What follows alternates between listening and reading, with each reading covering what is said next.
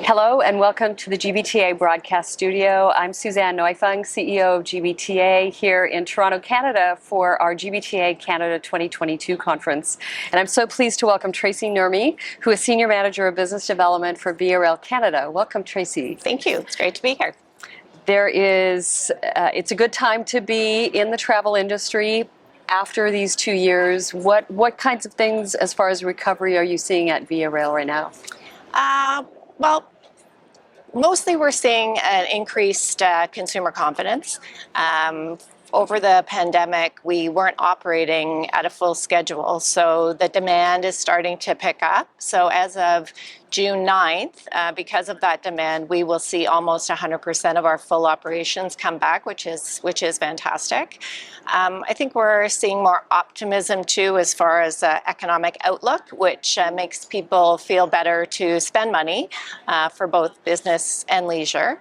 But I'd also say that there is a feeling more of community within travel, tourism. We've always been a community, but I feel like we're getting opportunities for partnerships in untraditional channels that we haven't seen before, which is great. And even competitors are trying to find a way to collaborate. So it's a renewed sense of good energy. We're in this together. Yes, that's it. So it's pretty fantastic. So along with that, are there other things that have you excited about the outlook right now? Well, from a VRL perspective, we have a lot of exciting things, but we don't have that kind of time, so I'll just hit the highlights. But we just recently unveiled our multi-year sustainability plan. So sustainability seems to be a really popular topic right now. We've always been working towards reducing our environmental footprint, but in this multi-year plan, we're doing that, but we also want to enhance our role as a responsible transportation company, and we want to leave long-lasting value for not just this generation, but the generations to come. And it's a pretty complex plan, but I think the three main pillars are environment, social, and governance. So you'll hear more about that, I'm sure, as the years unfold.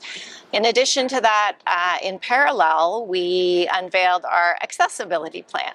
So we're trying to align with the Government of Canada's 2040 vision of a barrier-free country, which is fantastic. I mean, we have a long way to go. And again, we have been working on our accessibility plan for quite some time. Some of the initiatives were put on hold over the pandemic, but really we want to create a barrier-free journey from the time you make your booking till you get to your destination, because everyone should have the opportunity to experience a journey that's autonomous and with confidence. In addition to that, what's really exciting is our new fleet. So in the next 6 to 12 months, you will start to see the delivery of our first of 32 new train sets. So that's in the Quebec City, Windsor corridor. So these are very sleek, very modern, and quite beautiful as far as trains go. So that will... All 32 train sets should be delivered by 2025, so that's very exciting. And that will be more sustainable, more accessible, and have all the comforts that you would expect from VIA. And then lastly, but not leastly, is our high-frequency rail proposal. So the Government of Canada is very supportive in our proposal, and really what that does is we don't own the infrastructure. 90+% is owned by somebody else. So it restricts us as far as departures, et cetera, and creates a lot of congestion, especially in the Quebec City-Toronto route. So what high-frequency rail would do was allow us to operate on our own dedicated track. So we would separate freight from passenger rail, which would allow us to connect more communities, have more departures per day, better on-time frequency, and faster trip times. So that's... Well, you might have just answered my last question, which was if you have a choice between, on routes, that you have a choice between rail and air, why should you choose rail in Canada? Well, for Via Rail, we have the best customer service, so that is a known fact. But from a business perspective, it really is a time and cost savings. With what I'm reading in the news, spending 4 hours in a line is not very productive.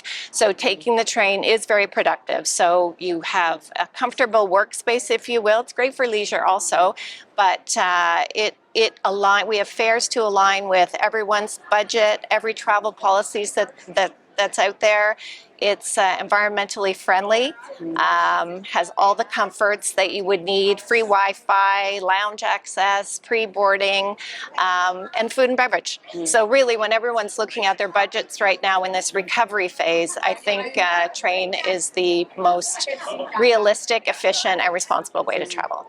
That's great. Those are great answers. I'm a huge train fan. Oh, good. I'm in Europe a lot, not in Canada nearly as much as I need to be, but I look forward to experiencing some of your new trains in the near future. Well, so we'll look forward to welcoming you very on board. cool. All right. Thank you so much, Tracey, Thank and you. thank you all of us for joining us here in Toronto, Canada.